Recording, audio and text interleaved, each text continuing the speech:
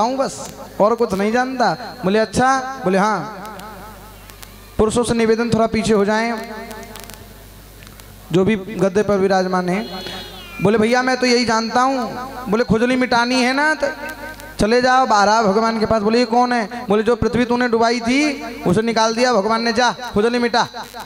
भगवान के पास गया और खुजली उंगली करने लगा भगवान में। जिसको ज्यादा होती है ना, अब लड़ाई का मन करने लगे उसका देह पे, पड़ोसन को चलियो री चलियो। बोले अच्छा? बोले हाँ। वो अपने आप बानर का महाराज भाई यहीं पे ऐसा ही हुआ, जाकर बारह भगवान के उंगली करने लगा। इतने में हिरणाक्ष के ऊपर जो भगवान ने प्रहार किया, हिरणाक्ष का प्राणांत हो गया। बोलिए बारह भगवान की जय। अंत हो गया उसका। यहाँ पर मैत्रेय मुनि जी कहते हैं, विदुर मैं आपको एक प्रसंग सुनाता हूँ। जगत के क्रम में ब्रह्मा जी ने आज कर्दम को जन्म दिया है। कर्दम का अर्थ है, कर्दम अर्थात कर्द, जिसने अपनी इंद्रियों का दमन कर दिया हो, जिसे पता ही ना हो सुख दुख स्वाद खट्टा मीठा सबका जिसने परित्याग कर दिया हो और अपनी इंद्रियों पर जिसने विजय प्राप्त कर ली हो, वही कर्दम है। ब्रह्मा ने कहा बेटा तुम वैराग्य की बात मत करना, सारे पुत्र तो मेरे वैराग्य में ही चले गए, सृष्टि का विस्तार कैसे होगा? क्योंकि शास्त्र कहते हैं, बोले पंडित जी आप भी विवाह करोगे हैं? शास्त्र पता है क्या कहता है? बोले क्या? बोले गृहस्थाश्रम से बड़ा कोई आश्रम नहीं है। क्यों नहीं है? बोले गृहस्थाश्रम में रहकर व्यक्ति हर वो एक काम कर सकता है जो अलग किसी आश्रम में कर सकता नहीं है। बोले हम तो वैरागी हो गए। वैरागी होने से नहीं होता, कहने को थोड़ी वैरागी होते हैं। बोले रामदेव जी कहीं वैरागी हो गए, घूमे हेलीकॉप्टर में ही है वो तो अभी भी। वैरागी उसे कहते हैं। जैन मुनियों को देखा है आपने कभी? वो किसी गाड़ी, किसी वस्त्र, किसी भी प्रकार की धन, किसी प्रकार के न अन्न, किसी का भी वो अभिलाषी नहीं होता।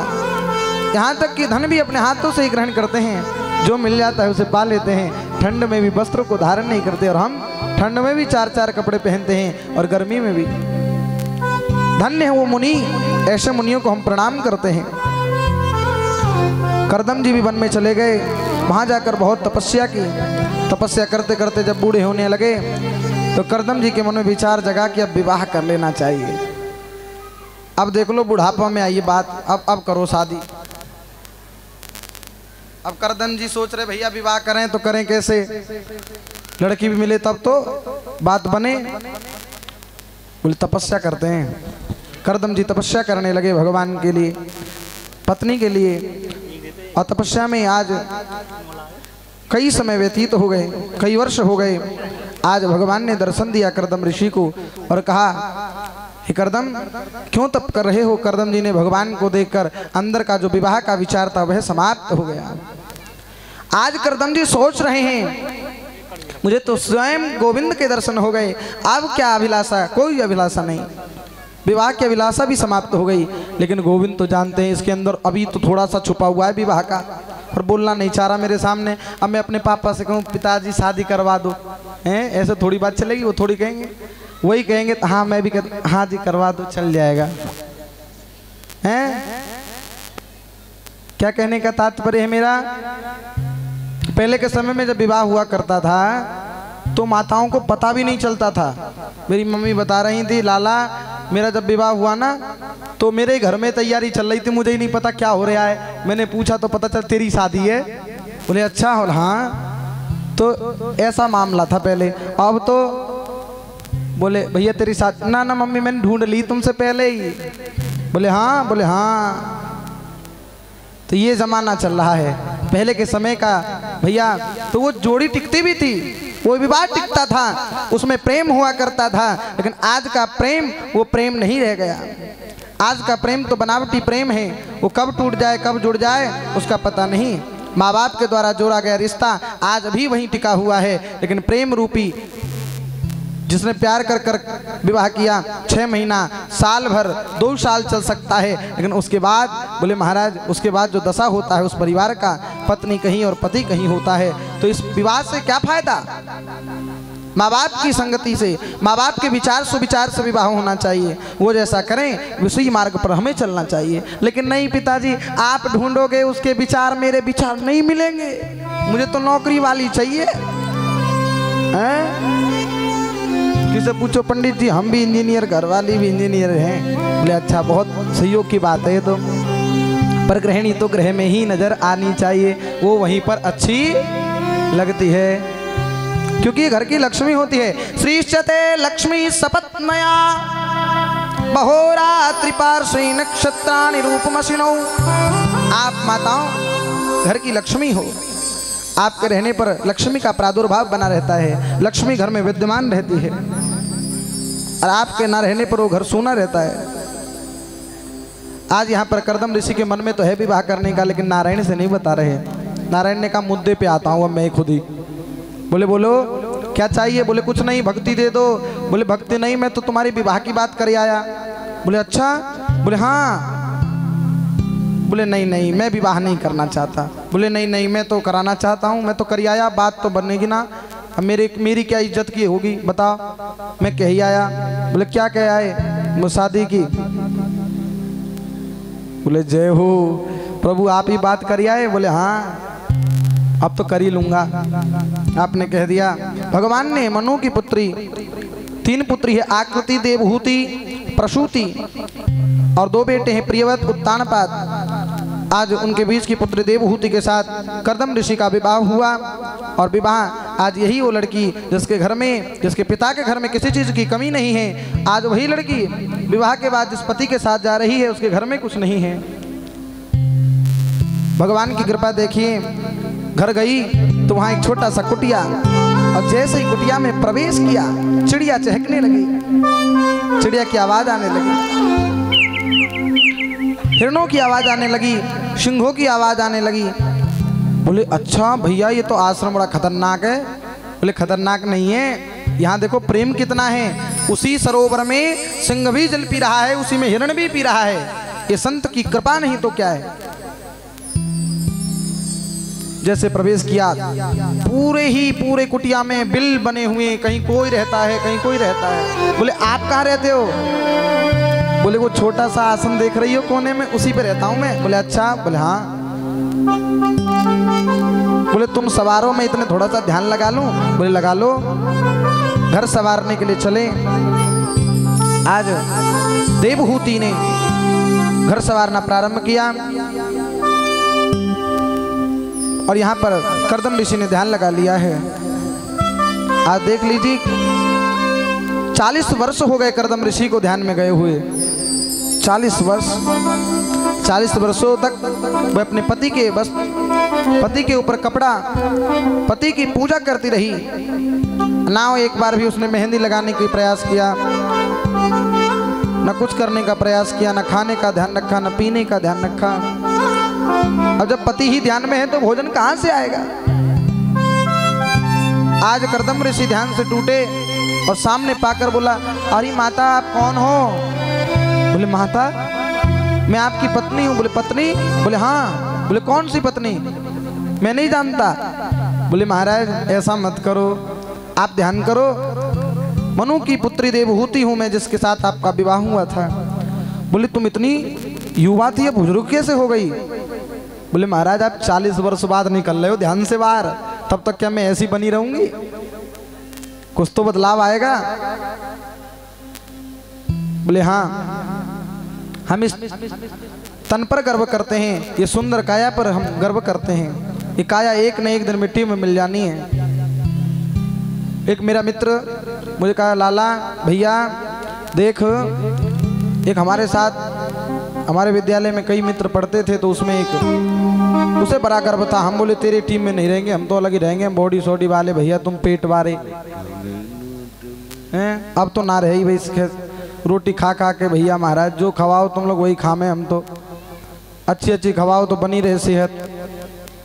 अब तो फीको से पर रो माम लो। हाँ बोल वृंदावन बिहारी लाल की, राधा रमन लाल की। तो आज यहाँ पर कर्दम ऋषि ने कह दिया कि आप वही हो? बोले हाँ।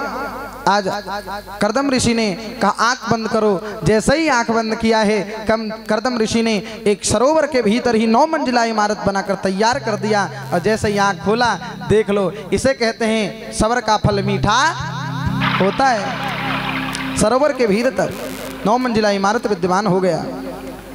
और देवभूति से कहा आप भी आंख बंद करो। दोनों डुबकी लगाए और जैसे ही निकले, बोले क्या हुआ? बोले 16-16 साल के हो गए दोनों। बोले हाँ। और जब जिस टाइम पे उन्होंने कहा ना नारायण ने कि भैया देखो हम विवाह एक शर्त पर ही करेंगे। बोले क्या? बोले मेरे कुल में मेरी संतति बनकर आपको आना पड़ेगा। बोले अच्छा। बोले हाँ। आज कर्दम ऋषि अपनी पत्नी के साथ अपने महल में रहते हैं। देखते ही देखते कर्दम ऋषि की 9 संतति हो गई, 9 लड़कियां ही हो गई हैं। भैया देखो जिसके लड़की हो रही है ना, लाइन लग गई है। बोले लड़के की इंतजार है पंडित जी। एक जगह कथा में गया, बड़ी आपदा। बोले महाराज क्या हो गया? 4 लड़कियां थी। वैसे मुझे पता नहीं था क्योंकि पूरी वेशभूषा लड़कों वाली थी। कथा समाप्त हुआ, आशीर्वाद दिया। बोले महाराज हमारी तो गोद भर दो। मैं चिंता में, मैंने कि क्या कर दूं मैं इसको? तो बताओ 4 हो गए, अब क्या करके मानेगा ये? मैंने फिर भी कही जो भगवान मंगल करे तुम्हारा। गोद भरी वाकई। अब बाइक पे बैठ के छोड़ने आया। बोले महाराज एक बात बताओ। बोले क्या? आपके मन में एक प्रश्न चल रहा होगा। मैंने कहा तुझे कैसे पता लगी ये बात? बोले मुझे पता है। बोले क्या बात चल रही है? बोले आप ये सोच रहे हो कि 4 तो पहले ही ऑलरेडी हैं, 5वें का नंबर क्यों लगा रहा है ये? बोले हाँ बात तो सही कह रहे हो आप, मैं सोच बहुत देर से रहा हूँ। बोले हाँ। तो बोले पंडित जी वो 4 लड़कियां हैं। बोले लड़कियां? बोले हाँ। पर पंडित जी हमने परवरिश ऐसी करी है कि वो लड़के हो गए हैं। बुंदेले हर बोलो के मुख सुनी कहानी थी, खूब लड़ी मर्दानी वो तो झांसी वाली रानी थी। ये लड़कियां होती हैं। आप उन्हें पढ़ाइए, लिखाइए, गर्व करिए अपनी संतति पर। ये मत सोचो कि हमारा लड़का नहीं हुआ। आज यहाँ पर कर्दम ऋषि की 9 बेटियां हुई। आज बोले भगवान तो मेरे साथ उल्टी गंगा बहा रहे हैं। बोले कि हम भैया आएंगे लेकिन आ ही नहीं रहे, तो मुझे और फंसा कर चले गए। अब मैं कब तक इनका पालन करूं? बोले अब तो आना पड़ेगा। बोले भगवान कपिल देव के रूप में आ गए। बोलिए कपिल देव भगवान की जय। भगवान का दर्शन पाते ही कर्दम ऋषि ने उन्हें प्रणाम किया और प्रणाम करते ही वन की तरफ चल दिए हैं। बोले अब संभालो तू और तेरा बेटा। भैया मैं तो चला। माँ तो समझ गई ये तो स्वयं भगवान है। माँ ने आसन दिया और आसन देने के बाद एक छोटी सी व्यास गद्दी बनाई, उस पर अपने बेटे को विराजमान कराया और माँ और बेटे में संवाद प्रारंभ हो गया। इसे ही अब मैं आपको बता दूं पहला संवाद है ये। देवहूति और कपिल संवाद है ये। आज भगवान की कृपा देख लो, दोनों माँ बेटे में वार्ता होने लगी।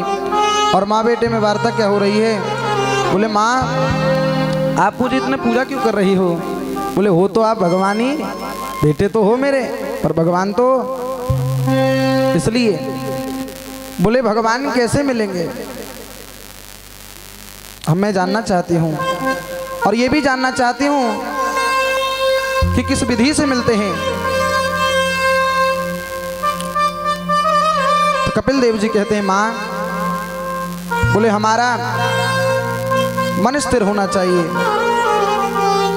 तब हमें भगवान की प्राप्ति हो जाती है। बोले कैसे? भगवान की प्राप्ति नहा धोकर नहीं की जा सकती। बोले एक मानसिक पूजा होती है। कौन सी पूजा? मानसिक पूजा। अब जो भैया मरीज हैं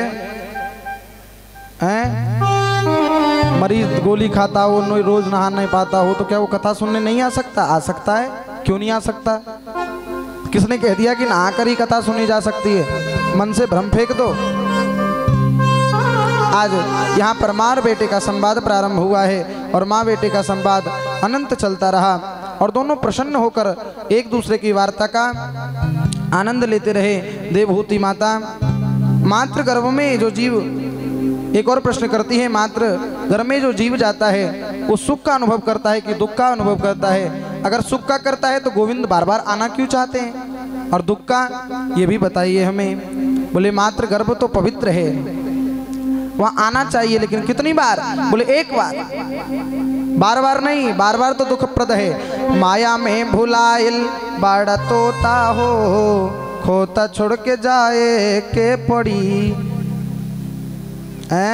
माया रूपी संसार में हम लोग तोता रूपी खोता में आए। ये खोता है ना, एकरा के अंदर तोता बा, ये जो तोता बा पिंडा में बंद बा, खोल दी तभी उड़ जाई। ऐसे ही हमारे अंदर जो आत्मा है खोता के अंदर ही तो बंद है। अब खोता खुल गया सोई तोता उड़ जाएगा। अब वो कब उड़ेगा सो पता नहीं महाराज। यही बात माँ कहती है, पूछती है और बेटा उत्तर देता है। और वैसे जो मिला था वो बच्चे का नाम रखकर आपने और पवित्र कर लिया, तो क्या रखोगी लालाओं का नाम? अब जो हो यहाँ जितने बालक हों हर्ष विहार में, उन बच्चों के नाम मैं सुनाए दूं जिसका मैंने नाम रखा अभी 4 महीने। ये सामने छोरी है, देख रहे हो, इसका नाम श्री है। श्री मतलब लक्ष्मी, गौरांगी नाम है, राधा का नाम। गौरांगम रसमयम नित्यम रसाचार्य रसोश्रुतम, राधा का नाम इसका। इन्हीं की गली के सामने एक लाला हुआ, उसका नाम कान्हा। एक का नाम जाह्नवी, अर्थात जो गौरा का रूप है। तो बच्चों का नाम ऐसा होना चाहिए। एक का नाम वेदिका, जो वेदों से निकलती हो उसका नाम वेदिका। बोले महाराज तो ऐसे ऐसे नाम बच्चों के होंगे तो आपके जीवन भी सवर जाएंगे, परंतु आप ऐसा चाहते नहीं तो पंडित जी ही क्यों चाहे। आपके पंडित जी अच्छा सा नाम निकालना हमारे बच्चे का, मॉडल जमाने का। कुत्ते बिल्लियों वाले नाम रखे हैं महाराज, और वही बुलामे फिर कहाँ से जाएंगे स्वर्ग में? फिर तो नरक मिलेगा तुम्हें। तो कहाँ रखोगी नाम आज से? बोले महाराज गोविंद का नाम रखेंगे, भगवान के नाम पर बच्चों का नाम। आज नारायण बच्चा बड़ा होने लगा, अजामिल जहाँ पर जाता चोरी करता, डकैती डालता, और जैसे ही आता बोलता बेटा नारायण इधर आ, बेटा नारायण पानी ला, बेटा नारायण ये कर, बेटा नारायण वो कर। बेटा नारायण ऐसे नहीं करना चाहिए, बेटा नारायण वैसे नहीं करना चाहिए।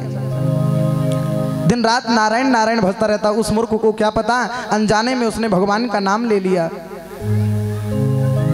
आज अंत समय आ गया।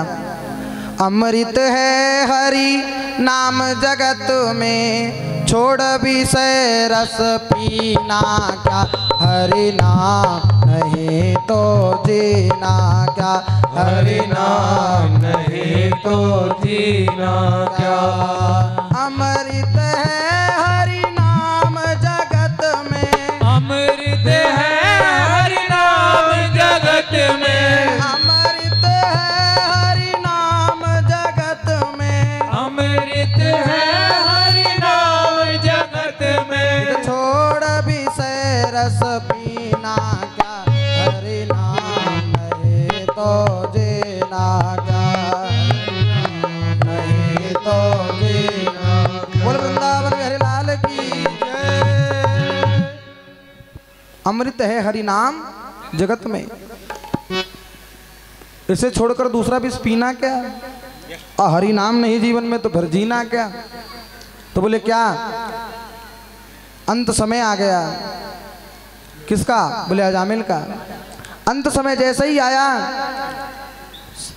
सैया पर पड़ा हुआ था, अब सब उसे समझ में आ गया कि मैं जाने वाला हूँ। जो जाने वाला व्यक्ति हो उसके लिए प्रयास किया जाए कि उसकी जीवा से बस गोविंद का नाम स्मरण हो, भगवान का चिंतन हो, भगवान का स्मरण हो। लेकिन माताओं, जब सांसारिक व्यक्ति मरने लगता है तो अपने मकान, अपने दुकान, अपने बच्चों की तरफ देखता है कि हमारे बच्चा, हमारी संतति, हमारा ये मकान, हमारा ये धन सब यहीं रह जाएगा। तो तो पहले ही दिन बताया, नहीं साथ जाता खजाना किसी का, नहीं चाहिए दिल दुखाना किसी का, नहीं चाहिए दिल दुखाना किसी का। सताना रहा है सताना रहेगा, जमाना किसी का, नहीं चाहिए दिल दुखाना किसी का, नहीं चाहिए दिल दुखाना किसी का। बाहर से सभी लोग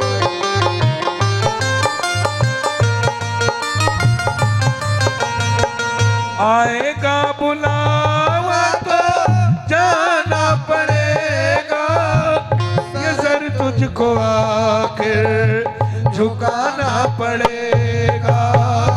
आएगा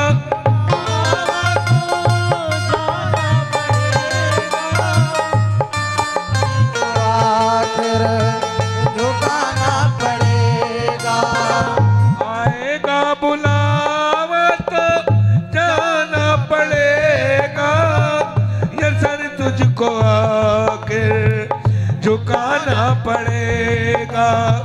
वहाँ ना चलेगा, वहाँ ना चलेगा, ओ बहाना किसी का, नहीं चाहिए दिल दुखाना किसी का, नहीं चाहिए दिल दुखाना किसी का। नहीं जाता साथ कुछ भी, जाता है तो बस हरि नाम शरण नाम केवल। आज अंत समय आ गया अजामिल का।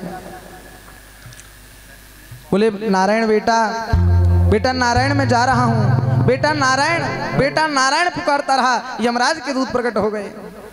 हेलो। और जैसे ही यमराज के दूत आए, ऐसे मेरे नारायण के भी दो दूत आ गए, पार्षद आ गए। बोले देखो तुम इसे नहीं ले जा सकते। बोले क्यों? बोले ये हमारा संगी है, ये पवित्र आत्मा है, इसे हम लेकर जाएंगे। बोले कहाँ? बोले बैकुंठ। बोले इसने तो जीवन भर पाप किया है। बोले क्या पाप? बोले चोरी डकैती। बोले नहीं, इसने बस भगवान का स्मरण किया। बोले ये तो इसके बेटे का नाम है। बोले बेटे का नाम हुआ तो क्या हुआ, ये भगवान का नाम भी लेता रहा इसके साथ साथ। बोले अच्छा। बोले हाँ। तो बोले महाराज अब क्या? तो बोले इसी के साथ चला जाए। आज यमराज के पार्षद लौट गए और यमलोक को गए। बोले कहाँ है आत्मा? बोले महाराज क्या बताऊं, नारायण के दूत आए, उन्होंने लाने ही नहीं दिया। बोले क्या बोला? बोले कैसे थे वो? बोले नारायण के दूत, उन्हें तुमने प्रणाम नहीं किया।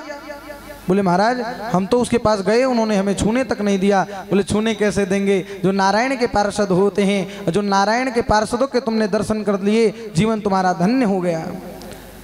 धन्य है वो आत्मा जिसे नारायण के पार्षद लेने आए। आज अजामिल चला गया, बस किस कारण? बस ये कथा का महात्म्य क्या कहता है?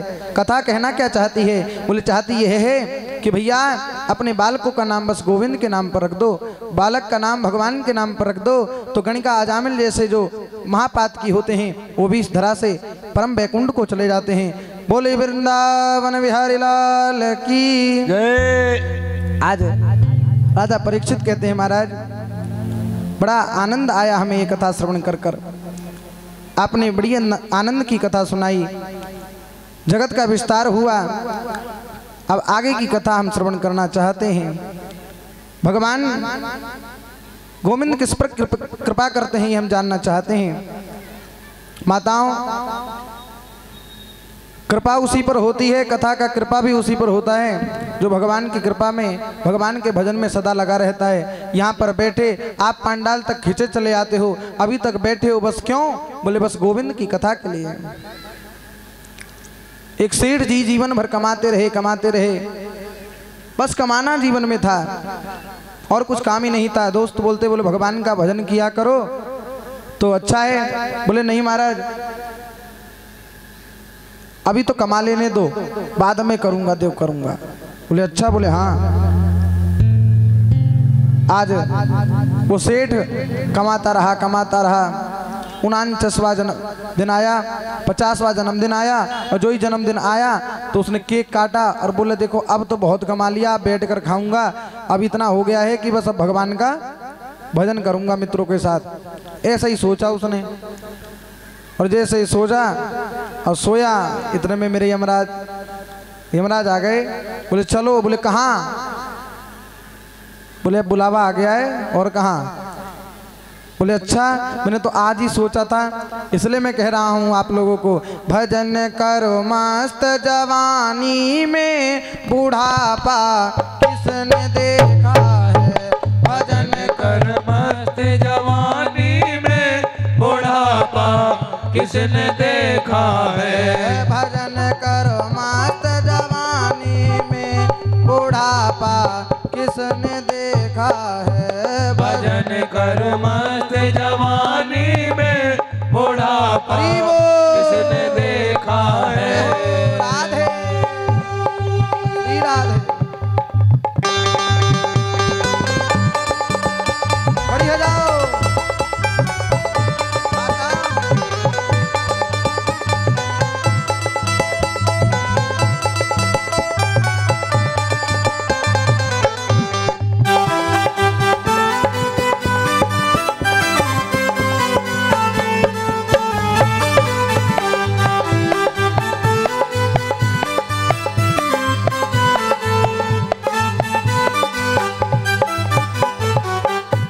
कान से बहरे हो जाओगे, कान से बहरे हो जाओगे, कान से बहरे हो जाओगे, कान से बहरे हो जाओगे।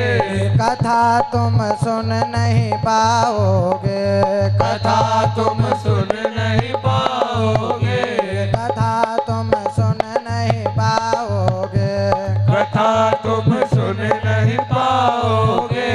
कथा सुन भरी जवानी में, बुढ़ापा किसने देखा है। भजन कर मरी जवानी में, बुढ़ापा किसने देखा है। भजन करो मस्त जवानी में, बुढ़ापा किसने देखा है। भजन कर मस्त आप श्रद्धा सभी जवानी लोग में, आए। बुढ़ापा किसने देखा है। श्री राधे।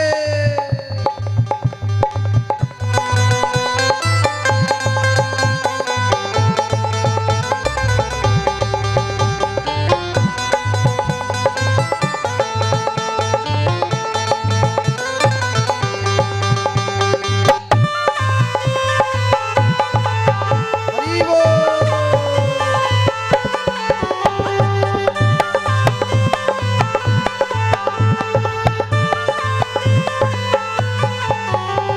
अरे सुनिए माताओं, एक बात बताऊं, जब तक आटा जो पीसे चक्की में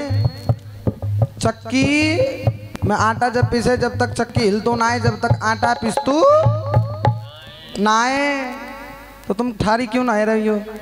जब से गा रहा हूं मैं, है जाओ अब कहो खड़े हो। भजन करो मस्त जवानी में, बुढ़ापा किसने देखा है। भजन करो मस्त जवानी में, बुढ़ापा किसने देखा है। हाथ से लूले हो जाओगे, हाथ से लूले हो जाओगे, हाथ से लूले हो जाओगे, हाथ से लूले हो जाओगे। दान तुम कर नहीं पाओगे, दान तुम कर नहीं पाओगे, दान तुम कर नहीं पाओगे, दान तुम कर नहीं पाओगे। दान कर भरी जवानी में, बुढ़ापा किसने देखा है।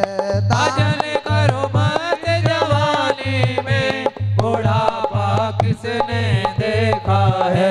भजन करो मस्त जवानी में, बुढ़ापा किसने